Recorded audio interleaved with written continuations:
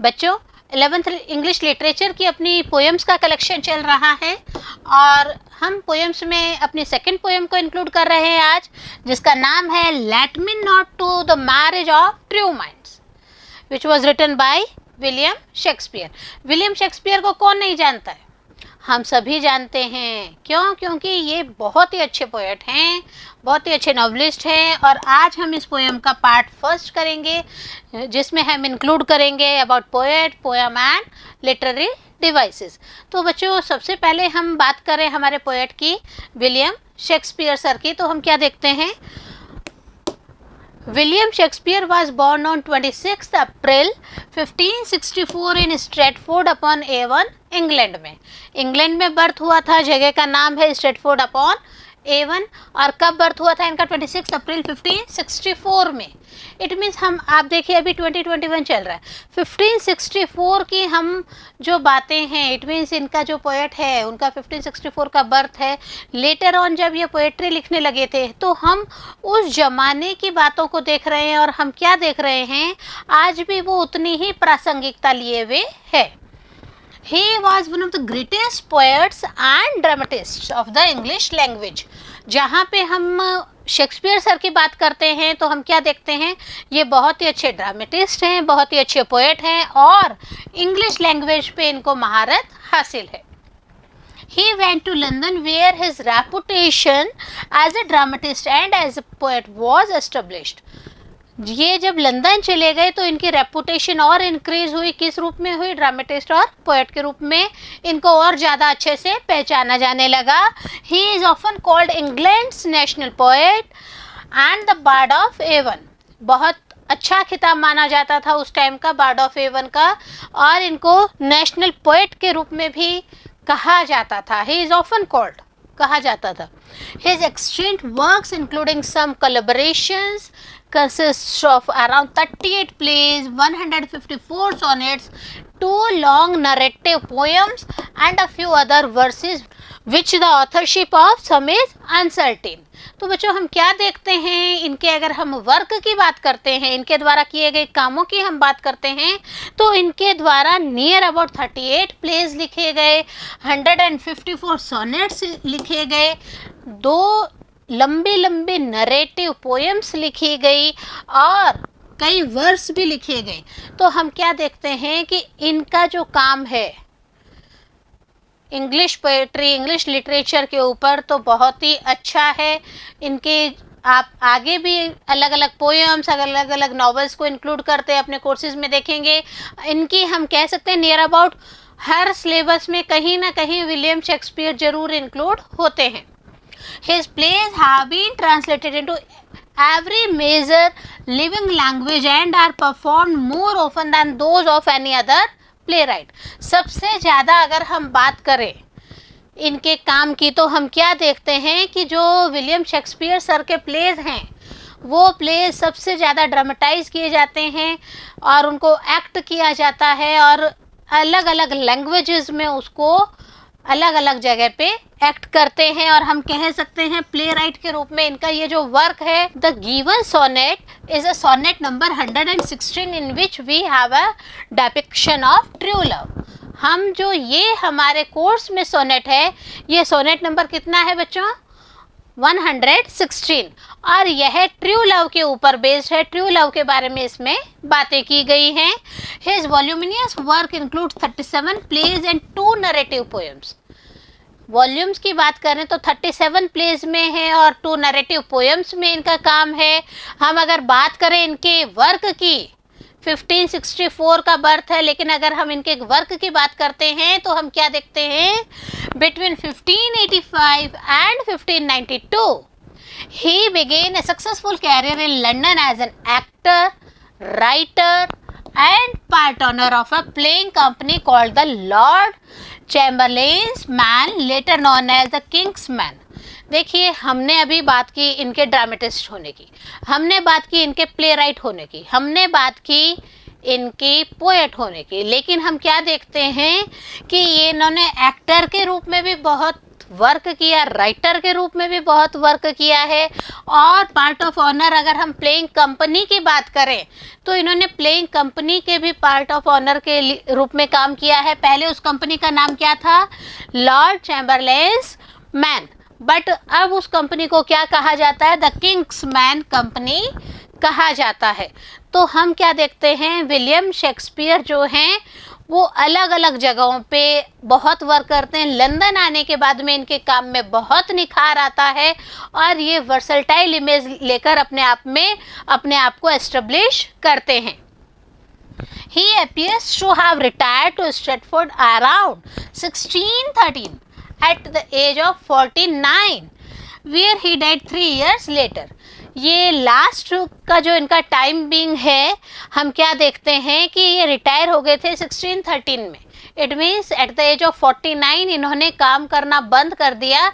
But after 3 years, हमने आपको बताया था 1616 की बात की थी, तो आफ्टर 3 ईयर्स इनकी डेथ हो गई थी। विलियम शेक्सपियर जो हैं वो मृत्यु को प्राप्त हो गए थे। Few records of Shakespeare's private life survive, and there has been considerable speculations about such matters as his physical appearance, sexuality, religious beliefs, and whether the works attributed to him were written by others. हम क्या देखते हैं, इन्होंने अपना काम तो खुद किया ही किया, लेकिन इनकी जो दूसरी अपीयरेंस, हम इसका सेकंड फेज अगर देखते हैं तो हम क्या देखते हैं कि इनकी जो प्राइवेट लाइफ है उसमें हम इनकी पर्सनैलिटी की, सेक्सुअलिटी की, इनका रिलीजियस बिलीव्स क्या थे और क्या नहीं थे उसके ऊपर बात करते हैं। और हम क्या देखते हैं कि जो अदर राइटर्स हैं उन्होंने भी विलियम शेक्सपियर के ऊपर अपने व्यूज़ को टाइम टू टाइम मेंशन किया है। He died on 23rd April 1616. कब बच्चों डेथ हुई इनकी? 23rd April 1616। इट मीन्स 1613 तक तो इन्होंने काम किया था। 1613 में इनका रिटायरमेंट इन्होंने लिया 49 की एज में, और उसके 3 साल बाद में इनकी डेथ हो गई एट द एज ऑफ 52। कहाँ पे डेथ हुई? At Stratford upon Avon, Warwickshire, England में। तो हम क्या देखते हैं, अगर हम बात करें विलियम शेक्सपियर की तो only up to the age of 52 इनका जो वर्क है, इनका जो हर जगह अपने आप को आउटपुट देने वाला पर्सनैलिटी जो है वो नो डाउट बहुत ही क्रिएटिविटी लेके आया है और हम सबको कहीं ना कहीं इंस्पायर कर ही रहे। प्लस इनके जो समकालीन पोएट्स थे और इनके आने वाली जो जनरेशन्स थी उनको भी विलियम शेक्सपियर से काफ़ी कुछ सीखने को मिला है। हमने बात की पोएट के बारे में, अब हम बच्चों बात करते हैं हमारी पोएम के बारे में। हमने आपको बताया था कि ये जो सोनेट है, ये सोनेट नंबर कितना है? 116। ये जो हमारी पोएम है ये सोनेट के रूप में है और ये 116 नंबर पे आती है। Let me no to the marriage of the true minds, नाम है हमारी पोएम का। Shakespeare's speaker is ruminating on love. और यहाँ पे हम क्या देखते हैं कि जो शेक्सपियर ने एक स्पीकर के रूप में हमें एक पर्सनैलिटी दी है, तो वह जो पर्सनैलिटी है वो किसके बारे में बात कर रही है? रूमिनेटिंग ऑन लव। लव के ऊपर इस पोएम में बातचीत चल रही है। आप देखिए अभी जो हम आसपास हमारी सराउंडिंग्स में वातावरण देख रहे हैं, क्या वो सही है, क्या है या नहीं? देखिए होता क्या है, एक जना एट ए टाइम 4 जनों से इंडल्ज रहता है। So in my point of view it is wrong, because हमारी जो यूथ है वह भटक रही है। अगर यूथ भटक रही है तो वो इन फ्यूचर कुछ भी अच्छा नहीं कर पाएगी। अभी आप देखिए हमारे जो सैनिक हैं वो कहाँ पे, कितनी जगहों पे अपना वर्क दे रहे हैं, क्या वो यूथ नहीं है? लेकिन how you change your mind, how you change your physical appearance, how you change your capacity, that is the main thing. Divert your mind. This one is the youth which you will utilize your capacity in a proper way. Okay, हम क्या देखते हैं, William Shakespeare sir ने भी यही बात की है यहाँ पे। He says that love never changes and if it does it was not true or real in the first place. प्यार कभी नहीं बदलता है। आप देखिए, एक माँ है, उसका अपने बच्चों के प्रति प्यार बदलता है क्या? नहीं बदलता। तो यही विलियम शेक्सपियर कहते हैं कि किसी भी रूप में प्यार किया जाए, वह प्यार बदलना नहीं चाहिए, और अगर बदलता है तो वो सच्चा प्यार ही नहीं होता है। He compares love to a star that is always seen and never changing। और इन्होंने क्या किया, प्यार को एक सितारे की रूप में कंपेयर करके हमारे सामने इस पोयम में, सोनेट में रखा। क्या कहा कि जैसे तारा है वो हमें दिखता है, वो नेवर चेंजिंग, बदलता नहीं है, तो हाउ लव चेंज इटसेल्फ, अगर चेंज होता है तो वो ट्रू लव ही नहीं होता है। It is real and permanent and it is something on which a person can count. प्यार हमेशा सच्चा और परमानेंट होता है, और अगर परमानेंट नहीं है तो उसकी कोई परिभाषा ही नहीं है। दूसरी चीज़ हम क्या देखते हैं, एक पर्सन है, उसके ऊपर भी डिपेंड करता है कि वो अपने आप को इन द सोसाइटी किस रूप में फेस करवाता है और किस रूप में अपने आप को रखता है। तो यहाँ पे मैं फिर आपको कहूँगी कि विलियम शेक्सपियर ने उस वक्त जो बातें कही थी लव के ऊपर, वो आज की जनरेशन्स के लिए भी उतना ही इम्पॉर्टेंट है। Even though the people in love may change as time passes, their love will not। लोग बदल जाते हैं, जो आपस में प्यार करते हैं वो लोग बदल जाते हैं, जैसे जैसे टाइम होता है लोग बदल जाते हैं। लेकिन आप एक चीज़ देखिए कि अगर वो उनका प्यार सच्चा है तो वो नहीं बदलता। Same example of mother and her childrens. हम क्या देखते हैं कि मदर का प्यार, भले ही बच्चा छोटा हो या 25 साल का बच्चा हो, तो मदर का प्यार कभी भी नहीं बदलता है। The speaker closes by saying, if he is wrong about this, no man has ever truly loved before। और यहाँ पे विलियम शेक्सपियर ने हमें स्पीकर के रूप में, इट मीन्स पर्सोनिफाई करके इसको हमें बताया है। तो हम क्या देखते हैं, स्पीकर क्या कहते हैं कि अगर आप किसी भी व्यक्ति विशेष से प्यार करते हैं और आपको क्या लगता है कि मैं गलत हूँ, if he is wrong about this, no man has ever truly loved before। कोई भी आदमी को सच्चा प्यार नहीं मिला होगा। अगर सच्चा प्यार मिलता तो वो अपने आप को चेंज कर लेता। इट मीन्स सच्चे प्यार में इतनी मजबूती होती है कि वो स्थिरता लिए हुए होता है, उसमें डिटर्मिनेशन होता है 1 for 1 का, यू नहीं है 1 for 4। तो ये जो मेंटलिटी है, इसको हम जनरेशन्स को जो है उनको चेंज करना होगा। बच्चों, जो कैपेसिटी है आपकी उसको प्रॉपर यूज़ दीजिए, प्रॉपर उसको डाइवर्ट करके प्रॉपर दिशा दीजिए। एक टाइम बिंग आप खुद देखेंगे कि आपका ये जो पीच मूवमेंट है, हम कह सकते हैं एकदम पढ़ाई का जो मूवमेंट है, इसमें आप क्या देखेंगे कि आपका टाइमिंग आपके लिए बहुत इम्पोर्टेंट है। मदर आपके लिए सुबह जल्दी उठ के काम कर रही हैं, सिस्टर आपकी हेल्प कर रही हैं, फादर आपके लिए काम कर रहे हैं, और आप खुद अपने लिए काम कर रहे हैं। तो बच्चों, भले लड़का हो भले लड़की हो, मैं यही कहूँगी, देखिए जनरेशन्स बदल गई हैं, देखिए सेंचुरीज चेंज हो गई हैं, बट जो कंसेप्ट है वो अभी भी वही है। आगे हम देखते हैं, पोएट यहाँ पे अपने व्यूज भी दे रहे हैं। क्या दे रहे हैं? The poet puts his views that those who love truly do not admit any hurdle on their way. जो ट्रू लव करते हैं उनके रास्ते में हर्डल्स भी नहीं आते हैं। Love is that which remains unchanged in any circumstances. भले ही अमीरी आ जाए, भले ही गरीबी आ जाए, भले ही कोई भी परिस्थिति हो जाए, प्यार बदलता नहीं है। It remains firm and the same. और वो अपने आप में मजबूती लिया हुआ होता है और अपने आप में एक फर्म डिटर्मिनेशन लिया हुआ होता है कि कहीं अमीरी गरीबी या जो एक टाइम बीइंग है कि इंसान की हर परिस्थिति एक जैसी नहीं रहती, तो किसी भी परिस्थिति में जो लव है वो फर्म डिटरमाइन होकर रहे, वही सच्चा प्यार होता है। Love is like an ever fixed mark, और स्पीकर ने सबसे बड़ी बात क्या कही कि फिक्स्ड मार्क के रूप में प्यार होता है। हम इसी को कंटिन्यू करते हैं, हम क्या देखते हैं, it is unshaken despite the harsh winds of any trouble. और कितनी ही भयंकर हवाएं चल जाए, जो सच्चा प्यार है वो लड़खड़ाता नहीं है। इट मीन्स कितने भी हर्डल्स आ जाए, कितनी भी परेशानियां आ जाए, सच्चा प्यार अपने आप में फर्म डिटरमाइन होके काम करता है। मैं आपको एक इंसिडेंट बताती हूँ। एक बच्चा होता है, वो लैंप की रोशनी में पड़ता है, तो उसको कई बार उसके फ्रेंड्स छेड़ते हैं, क्या बन जाओगे आप लैंप की रोशनी में, देखो इतनी तेज हवा आ रही है और लैंप आपका बंद हो जाएगा।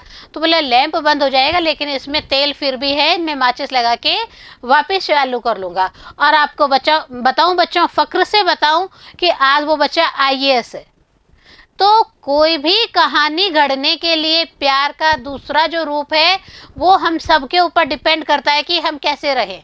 उस बच्चे ने प्यार किसको माना, अपने स्टडीज को, अपने कैरियर को। Okay, love is like the star which guides the lost ships. Love जो है, प्यार जो है, एक ऐसे सितारे की तरह होता है जो समुद्र में भटके हुए, अलग अलग रास्ता भटके हुए जो शिप्स होते हैं उनको भी अपनी छोटी सी मध्यम रोशनी से भी रास्ता दिखा देता है। True love is not subject to the changing time.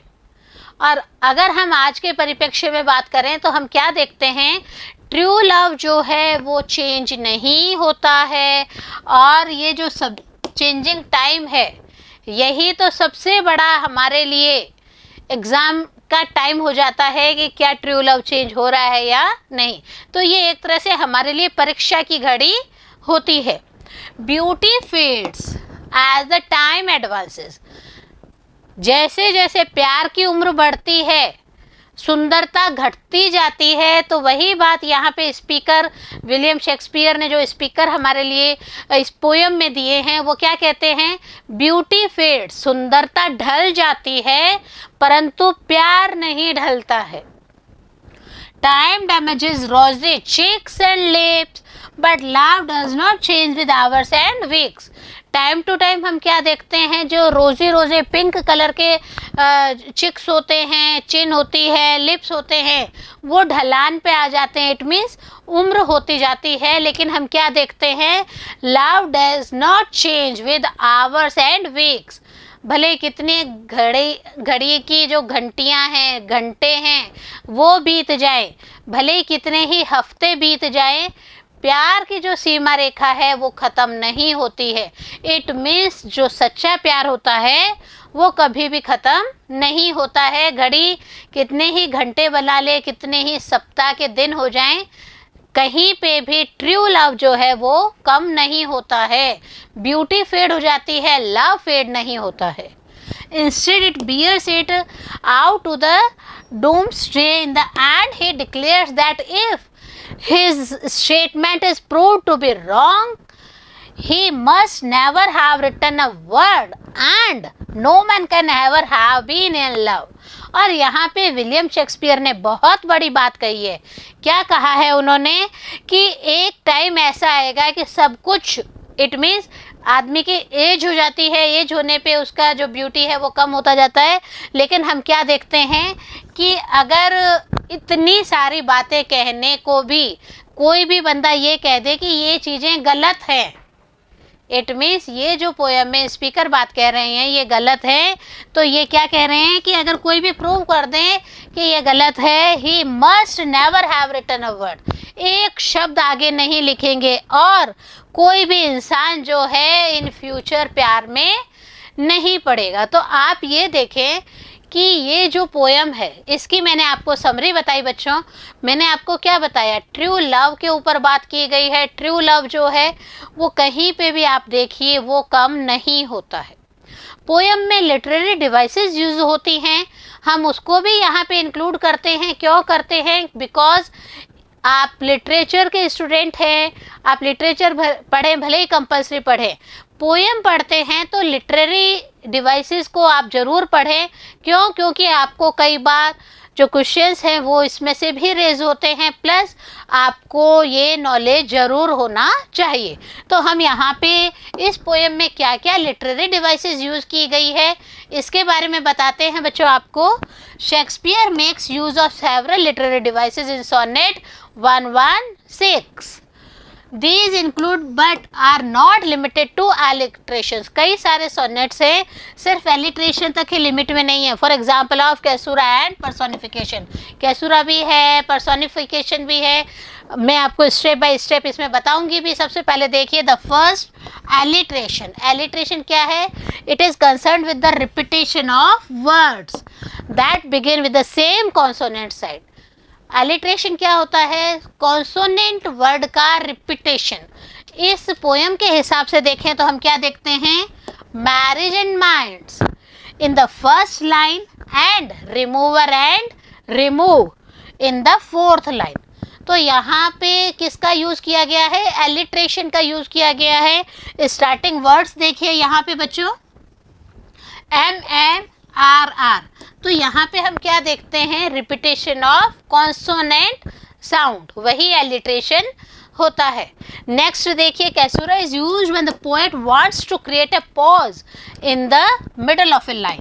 कई बार लाइन के मिडल में थोड़ा सा पॉज देना होता है पोएट को, तो वो इस लिटरेरी डिवाइस का यूज करता है। एग्जाम्पल देखिए, second line of the poem में क्या है? एडमिट इम्पेडिमेंट्स, फुल स्टॉप लगा दिया है, love is not love.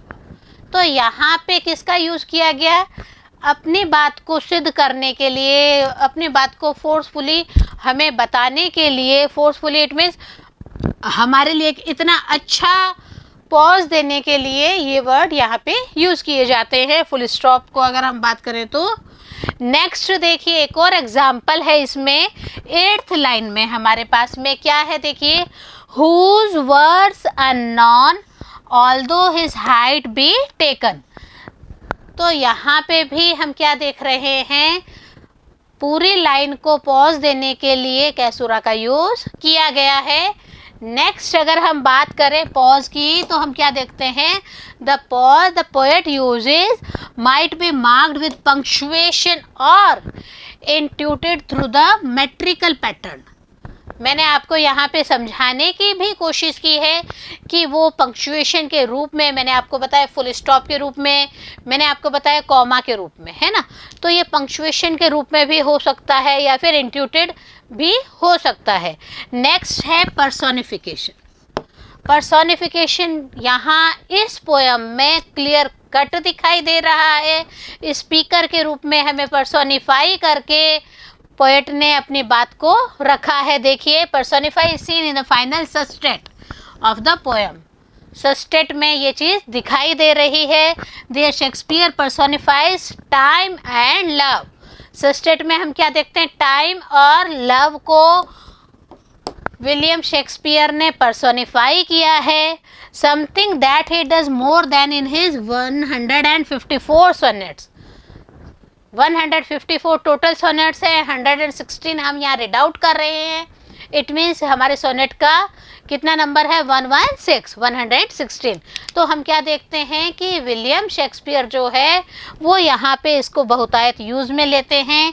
He refers to them as forces that have the ability to change lives purposefully. और हम क्या देखते हैं कि लाइव्स को ही चेंज करने का एक रोल अदा यहाँ पे हो जाता है। इट मीन्स पर्सोनिफिकेशन करके जो पोएट है वो प्रभावी रूप से अपनी बात को हम सबके सामने रखते हैं। हम राइम स्कीम की अगर बात करते हैं बच्चों, इस पोएम की राइम स्कीम क्या है? A B. इट मीन्स पहली जो 4 लाइनें हैं ए बी के रूप में है हमारे पास। नेक्स्ट जो 4 लाइनें हैं वो हमें सी डी के रूप में कवर हो रही है।